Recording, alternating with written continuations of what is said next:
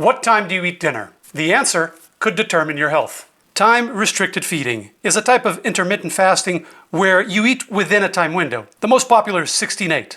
Eat for 8 hours, fast for 16.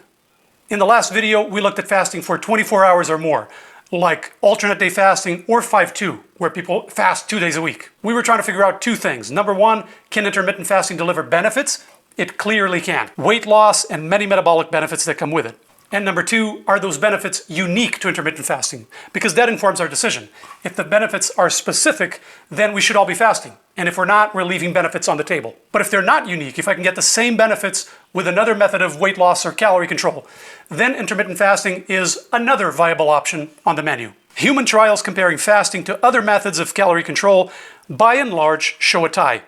Similar weight loss, similar metabolic changes. So that's saying intermittent fasting is another viable option. If it works for you, if you like it, fantastic. If not, you have other options. Whether it's low fat, low carb, low calories, high fiber, for weight loss, they all work. Now, time-restricted feeding is different. As we'll see today, what time I eat my meals has a unique effect that is not explained just by calories. Many of you also asked about autophagy. Our cells start digesting themselves when we're starved. That's called autophagy. In mice, fasting has some extra benefits that aren't easily explained by calories or weight loss, and autophagy seems to be involved. But in humans, as we just said, we don't see those extra benefits. Humans have autophagy, but we don't know if it causes any of the benefits of intermittent fasting.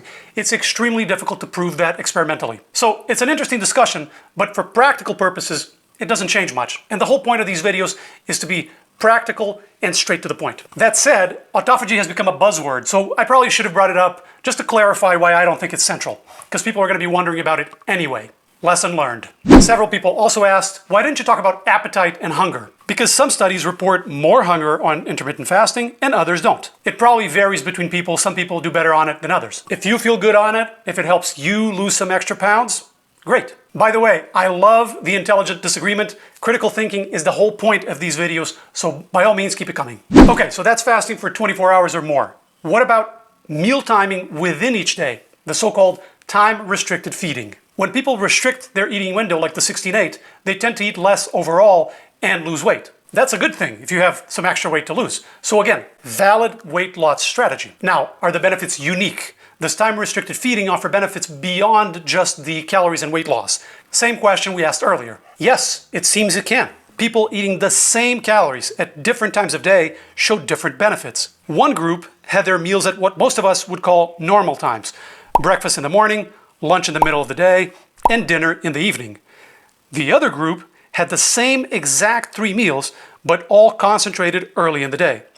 They were done with their dinner by 3 p.m. The early eaters had several metabolic benefits, like lower insulin, blood pressure, and less oxidative stress. So this is different from last video with the 24-hour fasting, where we saw that the benefits generally tracked with the calories.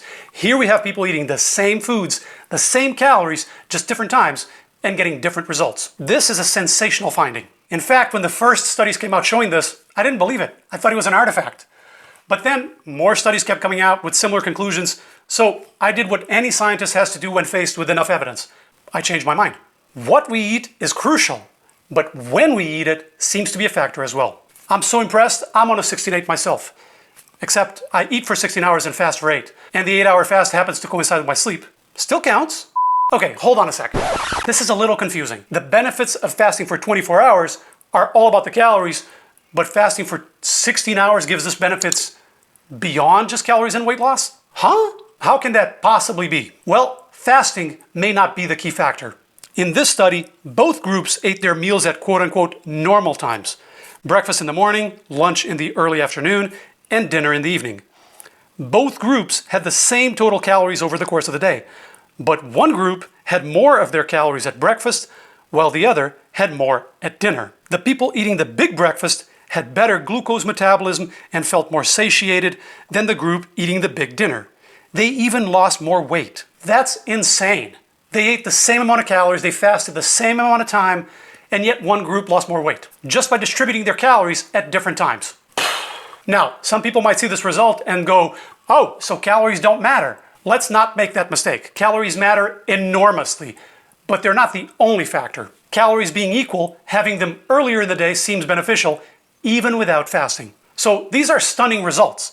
The idea in this field is that our circadian rhythm makes us better adapted for eating during the day and a bit metabolically handicapped late at night. They call it early time-restricted feeding. This idea that we're better off avoiding stuffing ourselves late at night. To be completely honest with you, I suspect in the end it won't be quite this simple. I've seen studies that don't really conform to this perfect simple picture. For example, this trial of early time-restricted feeding made some markers worse, like cholesterol levels. What I think is going on is it's still a very young field. A lot of these studies are 2018, 2019, so we're still trying to figure it out. I think circadian rhythm probably does play a role. There's enough studies that I'm persuaded it's a factor. And I suspect there are other factors as well. For example, our genetics. Some of us are morning birds and others are night owls. I'm a huge night owl. And this isn't just a habit. Our circadian rhythm is determined by our genes. This was first discovered in the 70s by my PhD advisor, the late geneticist Seymour Benzer. He wasn't my advisor in the 70s. I wasn't born most of that decade. And they kind of like you to already be born when you apply. It's kind of a prerequisite for, what am I talking about? So, to summarize what we know about intermittent fasting and time-restricted feeding, fasting clearly can help us lose weight.